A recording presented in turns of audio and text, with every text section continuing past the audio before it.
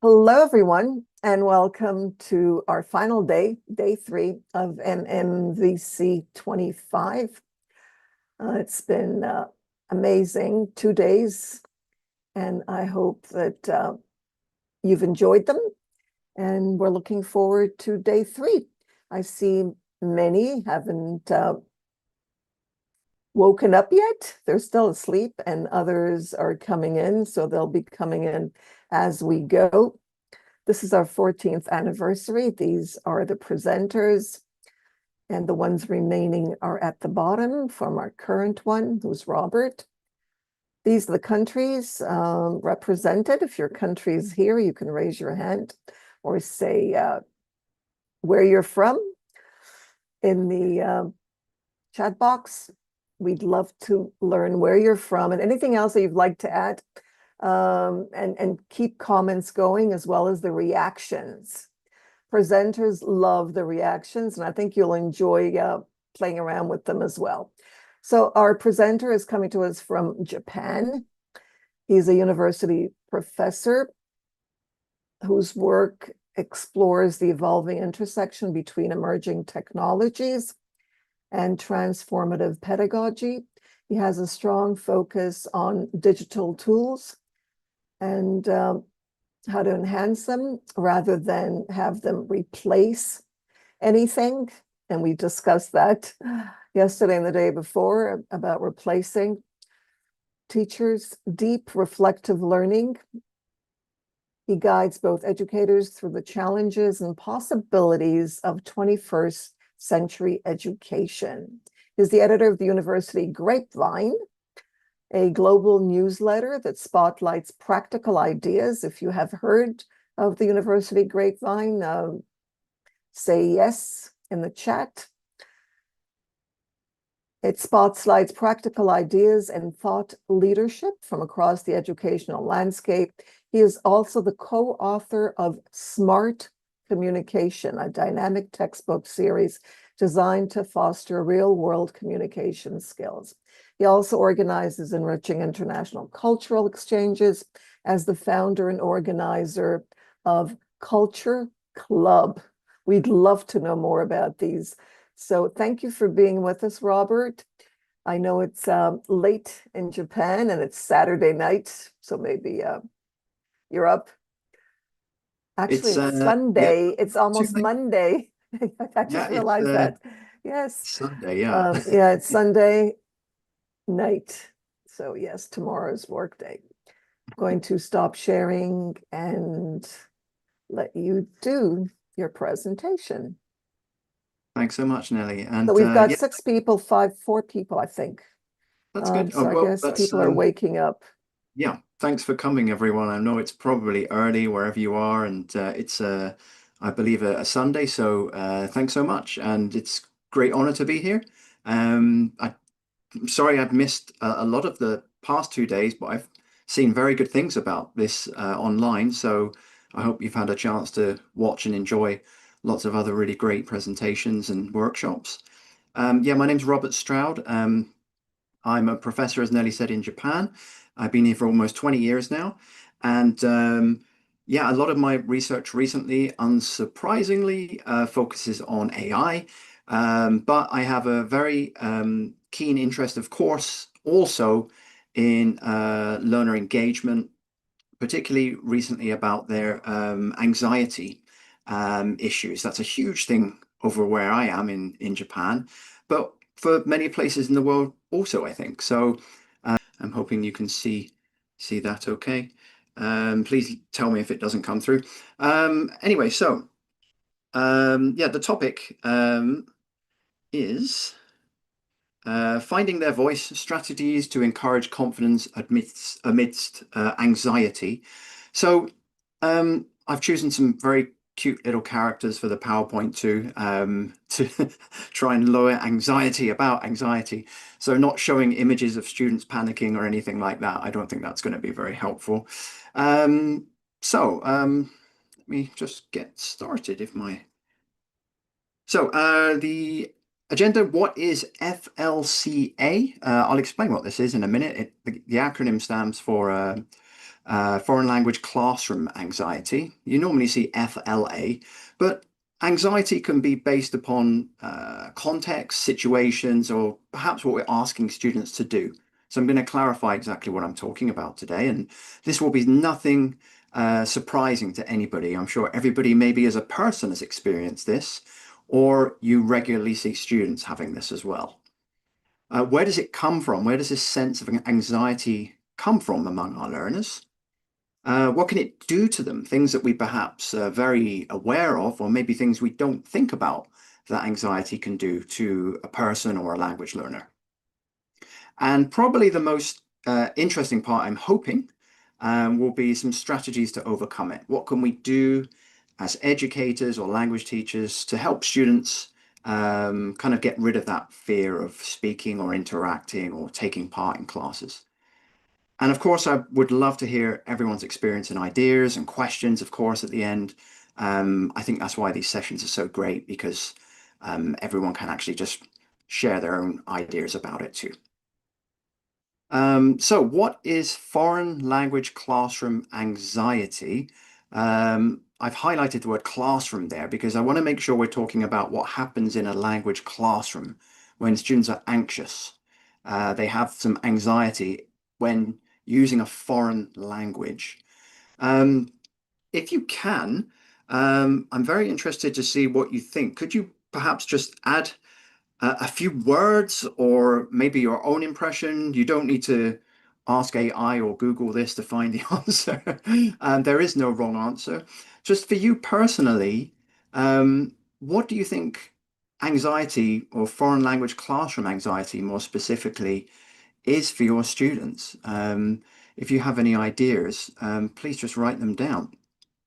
And I'm going to take a look in the chat now. So speaking skills, pronunciation, accent. Yes, right. My master's research is on, oh, sorry, Nelly reading something else. If anyone else wants to write anything, I'll give you maybe a minute or so. It's not a test, of course. Reading during tests. Yeah, absolutely. It can definitely happen. Um, Understanding the teacher from Anna, thanks. Yeah, that's a big one, right? Um, just trying to keep up with someone who's speaking in a different language or maybe with a different culture from you. Understanding other students too. Yeah, that's good, Nelly. Yeah. It seems like a lot of people really see this as something we comprehension, right? Yeah. Their minds being preoccupied with other tasks. Adult newcomers. Yeah. So that's yeah connected to how much load they have on their mind. I think the language part really adds to anxiety as well. We often feel very anxious in situations at work or presenting, but thinking about it with another language. Fear of speaking, yeah, definitely. So these are all great. So this is a very good start. Thank you so much for putting those in the chat. I'll show you a pretty old uh, research definition of what it is. I mean, this is from 1991, but I don't believe much has changed really. A distinct complex of self-perceptions, beliefs, feelings, and behaviors related to classroom language learning arising from the uniqueness of the language learning process. Wow, it's a mouthful. And it's probably far too early for some of you and getting too late for me to kind of digest exactly what that means.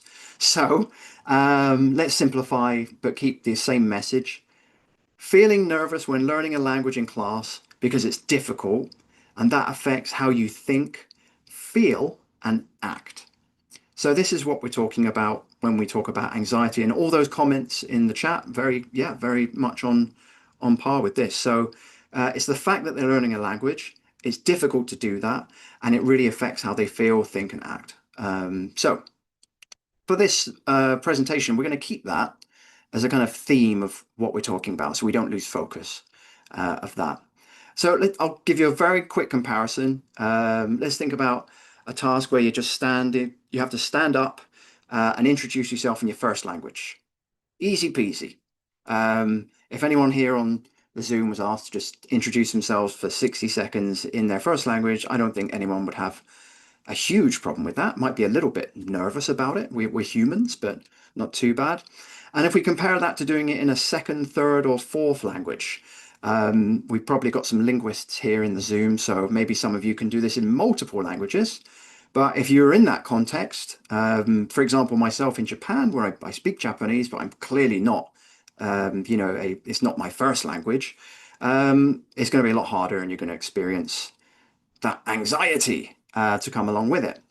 So, why does it happen? Where does it come from? Pretty simple in the research. I mean, it's about what the students think about. So unrealistic expectations. Maybe there's too much expected of them, or they expect too much of themselves. Fear of mistakes, fear of judgment. Those two are huge, right? So it really depends how they think people are going to react to them when they speak in that language. In Japan, it's an enormous problem. Other countries, maybe not as much, but it really does exist in all of us. When we speak or when we talk or communicate, we do worry what other people think. It's a normal thing. Maybe they have low self-esteem, things related to their actual character as well. And teacher actions, it's our fault. We did it. um, the style of feedback. I think we do very well as teachers. It depends on the students as well, but high focus on error correction or mistakes clearly is not going to help a lot of the time, especially if a student is very anxious about, speaking in English or whatever language they're learning. We really need to make sure that the style of feedback, repetition rather than just direct correction and stuff, can stop that happening. How we design our courses and our tasks as well. Sometimes it might just be too difficult and they worry about not being able to do it, failing. Poor test preparation is a big one in the research, not helping them kind of prepare to perform. And maybe something between students that we put together in groups. Maybe one of them is much more competitive than the other, and one just doesn't like to compete. Or maybe, somehow we use some kind of gaming system or something where we make some students feel bad that they're not doing as well as others. And how we set the groups up. Language level differences, that can be a huge thing, particularly with like online things too, with, Zoom exchanges and things. If one person's much better than the other person, the anxiety of the lower level speaker is going to not be good, right? It's going to go up. Different cultural beliefs, group size, that's some research I've done for a long time now. Group discussions. As you add more and more members to a group, I mean, to give you an example, what I'm doing right now here in Zoom, I'm quite happy if some people are quite sleepy and not here because it takes the anxiety away from me. If the participants were in the hundreds, there would be a little bit more pressure on me to do what I'm doing. So that's the number of people you're talking to as well, right? But something that is very often overlooked in research um, is that anxiety can be good. And it's amazing when you look into the research, when you dive in, how much it's always seen as a negative thing. But anxiety in your life, if there's a little bit of it, not much, a little bit, is good for our students and it's good for us. I think it can help them with preparing for similar situations away from the classroom. So we shouldn't just make things too easy and too comfortable because when we send our students off into the world, they'll have a shock. We need to prepare them. It is stressful speaking to people in another language. A sense of achievement as well. I think when something was difficult and you were scared or anxious, when you did it and your teacher or friends or parents said, well done, you feel like you did something great. And it definitely helps you engage more with the learning when you're nervous.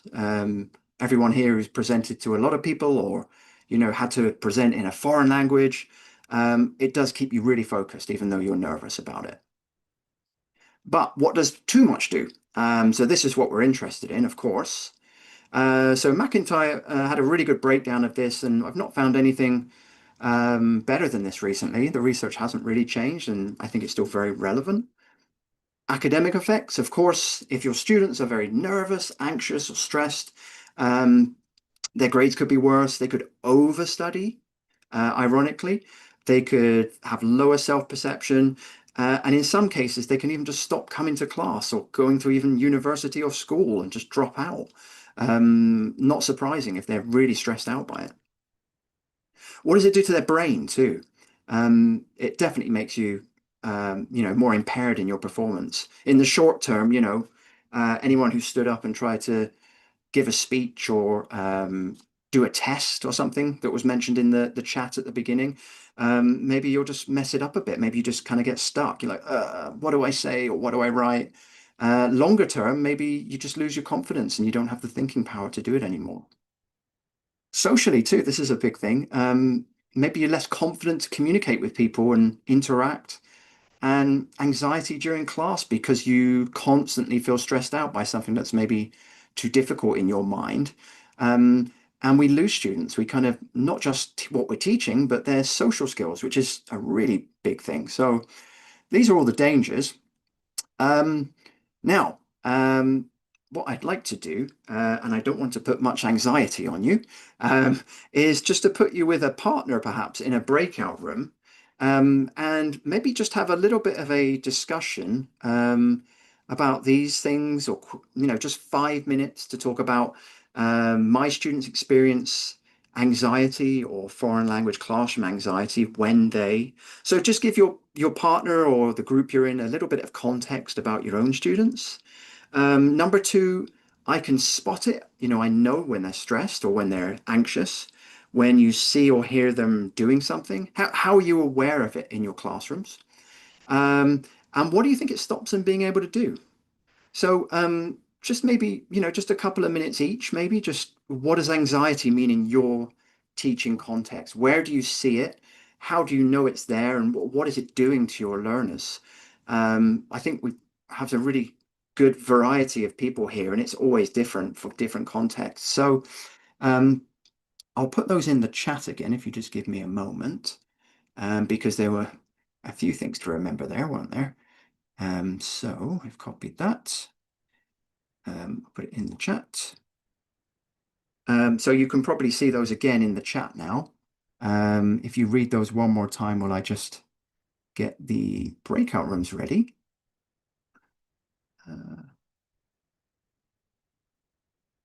Okay, there's only 3 rooms.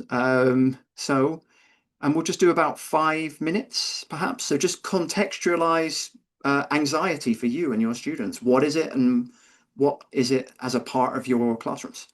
Okay, let's please start.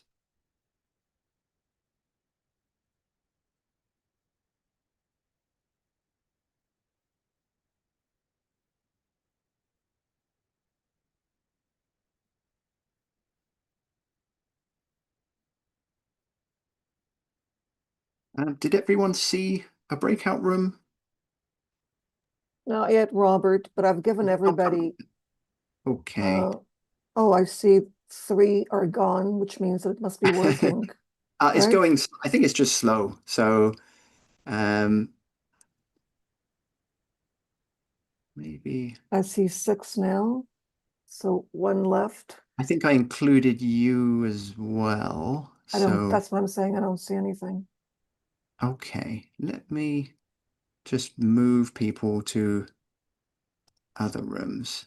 Okay, so that'll probably work a bit better. Room 2. Okay, so I've just put people into 2 rooms together. Uh, yeah, it's a little bit tricky, isn't it? Let me try to move. Okay. We can use this space here as well, actually, if people who are still here. Yeah, I see 4, that means that 1 went in. Yeah, So there's 2 in each 2 room. more. There are 4 here, which That's means fine. that, Well, why don't we just chat in this area too? If so who's anybody here? You wants to can tell me share it, because I yeah. don't know. Oh, actually, I do know. I can take a look and see who's here. We've got Agnes and Ebba is here as well with Ah, us. Ebba. Okay. Agnes and Ebba, if you would like to just talk about anxiety in your own You've got context. voice. You can actually use your voice. Ebba and Agnes, I've given you, I don't know why my camera's gone. There, I've given you audio So how about and video. Agnes, if you can hear us, would you like to share about your own anxiety experiences with students? The question is if everybody teaches. Okay. Or just maybe what it means to them. Yeah. Yeah. Or you can think of when you were a student. learning a Yeah, language, a foreign language, or sure. even English. How about yourself, Nelly? If people are a little bit shy or having difficulties, I did what a does it? study on this actually Hmm, for young learners for junior high okay. and anxiety. And the results were, well, first of all, to find out whether there was anxiety or stress in the class. And the results were that yes. And then I started doing mindfulness, and imagery and all kinds of relaxation exercises Hmm, for the students before class, and that worked. nice. So I wasn't so much interested in, I knew that there was, I just wanted to make sure that, uh, for the research, that, to test it out to see what kind of anxiety. And apparently, there was anxiety before class too, which I found interesting. Hmm, Before class, during class, and even after class. So hmm. it wasn't just in class, it was also before they came to class. So if you're anxious before you come to class, that's a problem in itself. Yeah, I think so. Yeah. I mean, if you've got that anticipation that things aren't going to go well, Or yeah, that's you very, just had a very bad day, and you're sure. Yeah, yeah, anxious yeah. about that. I think Anybody else? I think I'm going to close the rooms. I'm not sure how well this is going to go. So, I'll just close them. I'd rather just use the chat or let people speak up with phone. Mhm. Yeah, they can because there aren't that many people. Yeah, And I they think can we'll even try open that their cameras if they wish. way. Okay, that's good. So I I think see that there's the rooms are still, now I finally see the they're rooms. closing right now. They're closing right now. Okay. Okay. Okay. Thank you very much. I wasn't sure how well your Zoom breakout rooms went there, but I think perhaps we'll just stay as a small group anyway. So apologies if that didn't work so smoothly. But if you didn't communicate, maybe you just thought about what anxiety is in your context. Oh, that's right, Eb. I forgot. That's right. I was busy today. No, I'm just wondering, we talked about anxiety. Hmm. Um, can you unmute yourself and maybe show your video and then tell us if that makes you anxious? Because I think that's part of it, isn't it? hmm That's fine. Well, I think we can carry on. If you have anxiety like this situations, that's perfect because I'm going to talk about some approaches to deal with these kind of situations from a teaching perspective, but also maybe from a student perspective. You can appreciate these as well. So I'll go straight back to the PowerPoint. Now, I hope this is going to come up again. Great. Please tell me if you don't see this. So from here. Now we have a kind of idea of what it is. What are the ways we can overcome foreign language classroom anxiety? And there's three approaches I'm going to talk about, which my research has been very heavily involved with over the last, I'm going to say, 10 years. One of them is student planning. How do we help students plan for classes or interaction to take away that anxiety so that they can really get involved more? Um, Scaffolding is also a very, very good approach to it. How can we break things up or give kind of baby footsteps for learners or ourselves as well to feel less anxious about doing things? And the big one that everyone's very interested in right now is AI. And I've left a question mark there, and I'll explain why a little later on. Um, I've got projects and a background in all three of these approaches, which I'll explain, and we'll go through now. So the first one is how can we help students plan a bit better to reduce their anxiety?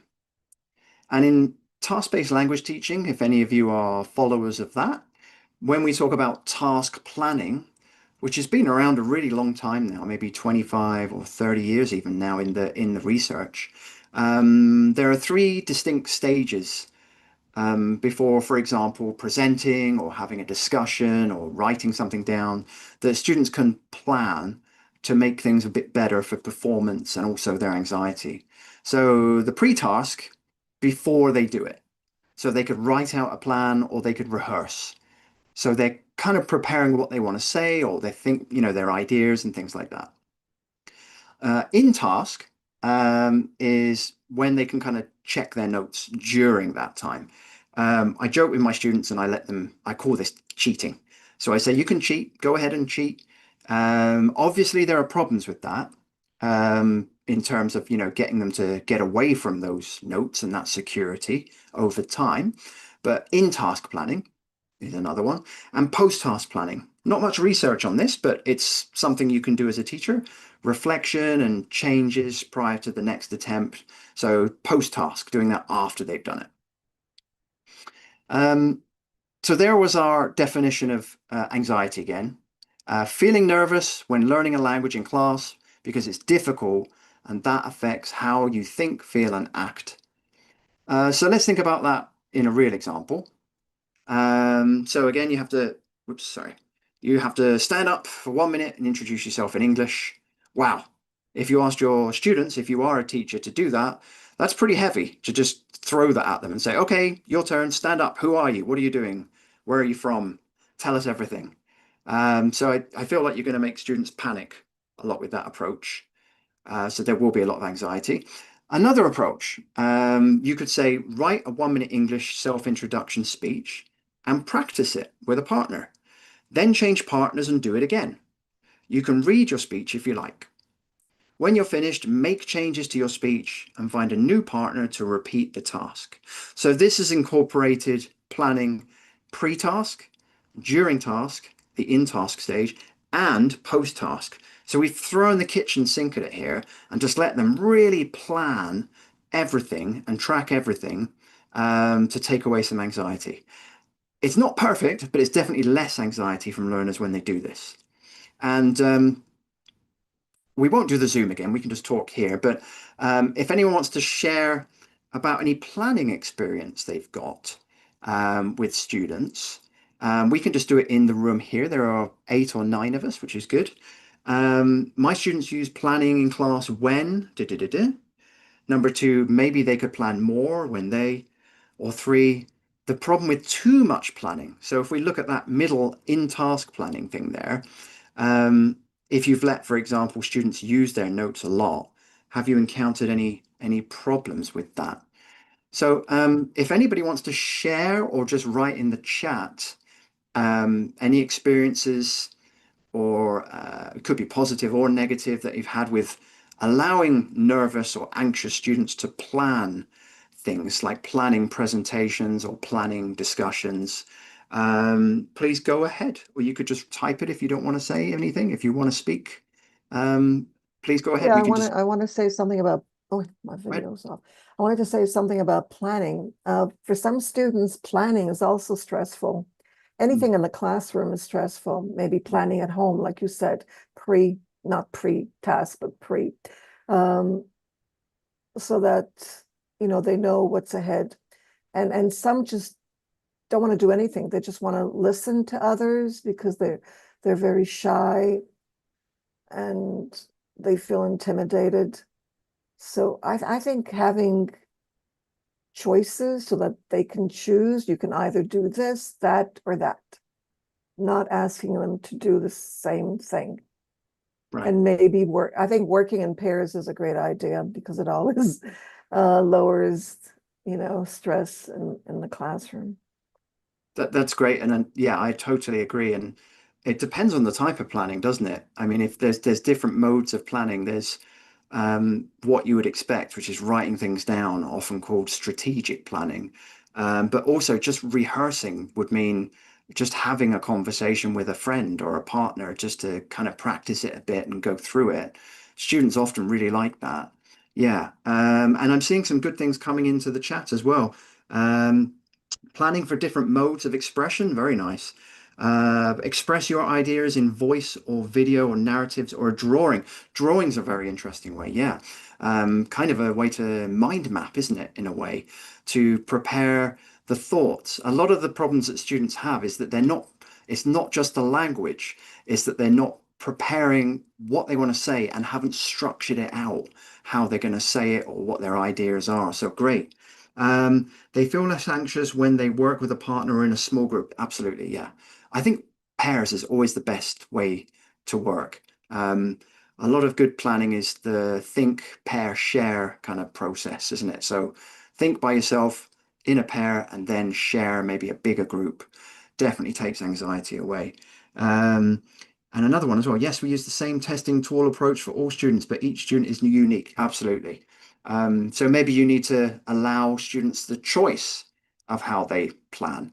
Um, and think about, yeah, as Nelly said, it can be stressful. So maybe untimed planning, which is a real term in research as well.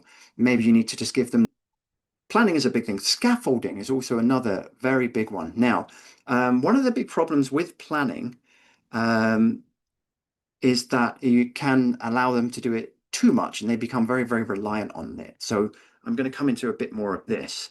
So how can we scaffold over time? There are many ways to do it. Some of these work better than others. As someone just mentioned, students are unique and our courses are unique and the skills we ask from students are unique. So you can ask them over time to produce more and more, maybe just starting with, say, 30 seconds, building up to maybe, a few minutes. Increasing critical thinking. You could start with very easy topics, for example, in the beginning, and ask them much more difficult things as time goes on. So this will scaffold, so they're not as anxious by the time they get to the more difficult things. Increasing interactions. You could ask them to speak with more and more people, for example, or more times as things go along. And you could ask more skills of them. So maybe just writing in the beginning, and that could lead into speaking or something like that. I quite like the decreasing stuff. This is something I'm a bit more of a fan of, taking things away from students, that's support. So there are a lot of structures like I think it's called the 3-2-1 approach, where you ask them to deliver a speech in 3 minutes and then 2 minutes and then 1 minute. So you add the pressure as time goes on gradually, you scaffold it so that the anxiety doesn't shoot through the roof. And decreasing support. And this is the one I'm going to focus on. There are more. I'm sure people have used more. If you want to throw those in the chat and we'll come back to those, that's good. I've been a very big fan of this one for a while. And support, what I mean by that is the notes. So I talked about the in-task, untimed, careful planning. So you could ask students to read whatever they want. If they write something down and they're going to interact about it, they can read it as much as they want. The problem with that, of course, the problem with that, of course, is that they become very dependent on it. So if you try to take it away from them, or you say, okay, don't read anything, they kind of panic. And that's not reality. If we send our students off into the world and they think they can just write things down and read them to people, it's not going to happen, right? So, for example, let's reduce the note checking allowed by students across 3 rounds of classroom presentations. This is something I've created materials for the last 5 or 6 years in a textbook series that was mentioned in my introduction at the beginning. I'm not going to talk about the textbook, but I'm going to show this model that is involved in it called the traffic light trainer that does exactly this. It uses 3 different rounds to scaffold the amount of support students can use to interact by slowly taking it away. I'm going to try and play the video. You may or may not get the sound. The video will explain all this a lot better than me. It's about 1 or 2 minutes long. So let's try and do that now.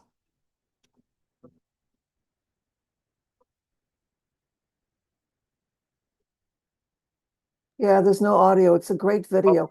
I would go into the sound. but that's fine. You don't really Are need the you sound. sharing the sound? Because it's a It's great not, it's video. not important. I'll go back to the Oh, beginning. Sorry. The sound, you don't need the sound. The okay. sound is just music. So I can kind of talk over it. If you can see the video, that's fine. So this is the traffic light trainer, and you can see from reading to communicating in just a class. This is the scaffolding approach that a lot of teachers have been using with these materials. You'll see information about the 3 rounds here. So they find a partner. That's the first thing. And they can just read their speech to each other. Really easy. No pressure, very low anxiety. They reflect on it. Do they want to improve their English, how long it is, how fast they did it, stuff like that. Just a bit of reflecting. They get time to plan, change it, practice a bit. So a bit of practice by themselves, rehearsing it. Now, this is the key part to the model. Second round doesn't take the book away. What the model does in the second round with a new partner is they get kind of 3 lives. You'll see this, 3 checks. So this video will explain it very clearly. This girl here. So she can cheat. She gets a check, a first look, gone. She can take another look, gone. And she's got one more life, gone. And students start to plan for that in their mind and bridge towards a bit more independence from their materials. It works really well. It's been going for a long time now. And then the third round is the big one, which we're building students towards always. Take the book away. And just, it really does work. We've been running these materials in classes and working on iterating this model over and over again with direct feedback from teachers and their students. And it really reduces anxiety hugely among students to get them to actually communicate with partners without needing their notes. So that's just one example. There are many ways to do this. Again, you probably use some of these other ones. How about your students? If anybody wants to share something, you can type in the chat. Maybe just what type of scaffolding that you use with students. Have you used any of those approaches, or do you use anything else to kind of make baby steps for your students to be less anxious and more interactive with each other? If anybody puts anything in the chat, I'll read them out and address them, or if you want to use your microphone to speak, of course. And Nelly, if you have anything yourself as well, that's totally fine. Oh, I Oh, great. added that I do the same. I've I got do just seen exactly yours. that too. Yeah. Note taking on the phone. Yeah, they love to use their phones, right? I teach them how to take notes and only use keywords when they speak. That's great. Yeah, that's slowly taking away this huge support. And then, like, we do that too, right? I've prepared a lot of presentations like that too. Just slowly go to keywords. And then eventually, maybe you don't even need those. Another comment here. I often use visual organizers. Nice. Like concept maps and timelines. Great. Sentence starters and models answers as scaffolding. I also guide students with probing questions before encouraging them to analyze or reflect independently. Gradually, I reduce support as they become more confident. Excellent. That's really good. Yeah. And Nelly said too, me too.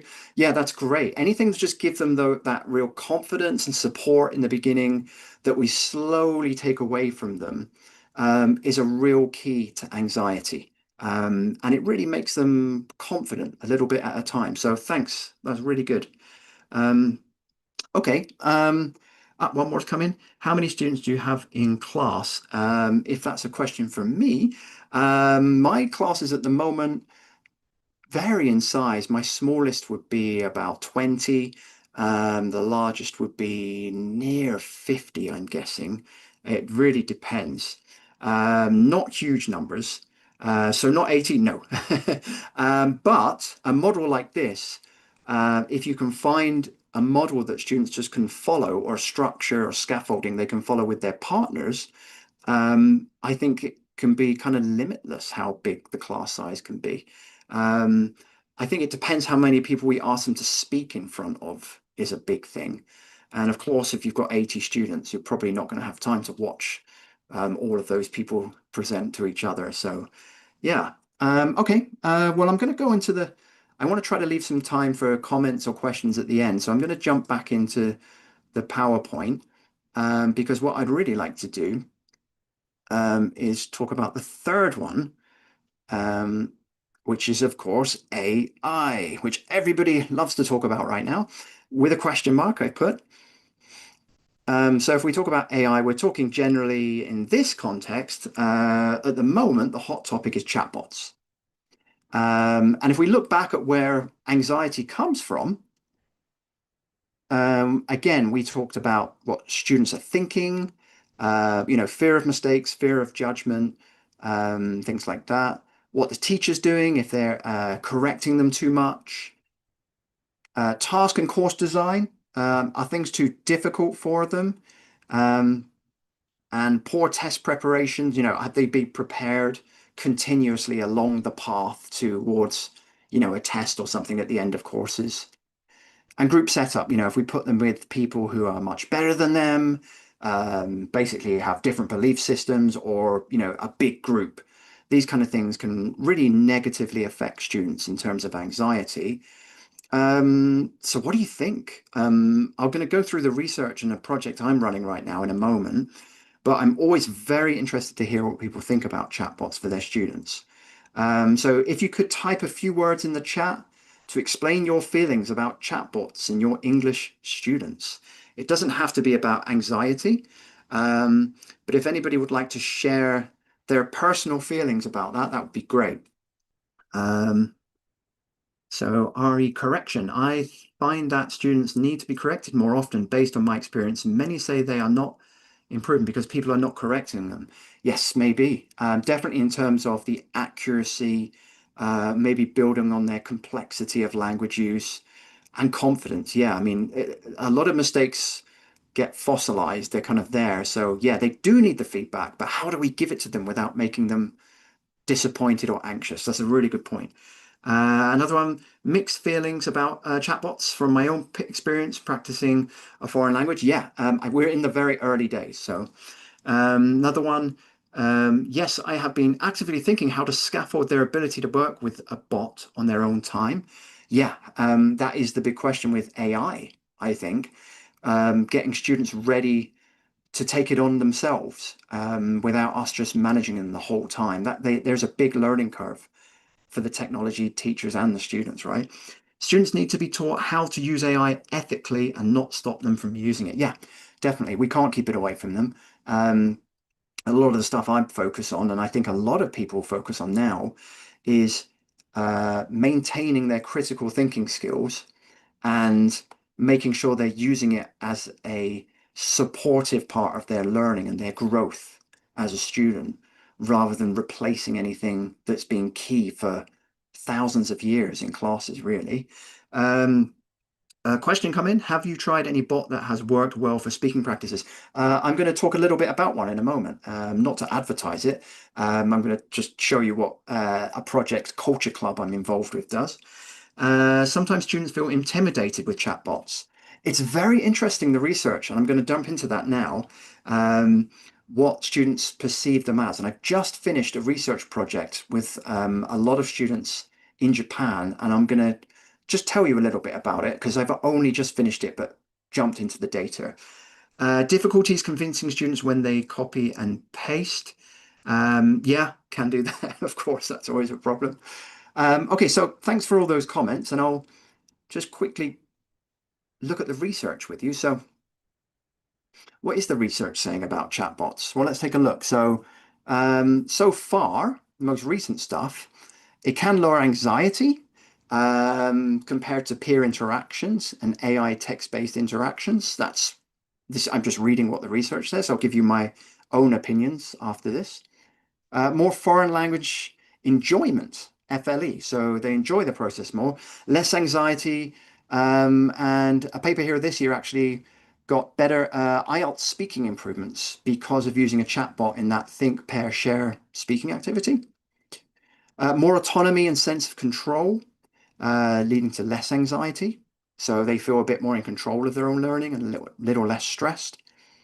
Better than AI-driven text chat for stimulating real conversations, leading to more willingness to communicate. I've actually found the opposite in my research, and I'll explain that in a moment. The paper I've just finished was comparing, what I'm going to write up now is comparing the use of human partners, text-based chatbots, so just typing, and also voice chatbots.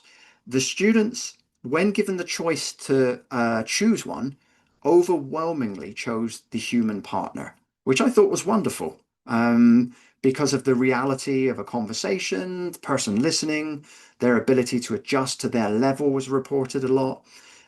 But for planning, text-based chatbots have been proving very popular in my study because of the time it allows students to respond. So there's much less judgment on them, and they can sit and think about what they want to say as a planning stage. So for planning to reduce anxiety and judgment, the text-based one, not the voice one, they didn't really like the voice one. They felt a lot of pressure of the time of that, but to write things out, to practice and prepare. So that's it for me. I would love to hear opinions or questions about anxiety or AI or anything else. So thanks so much. I want to thank you once again for this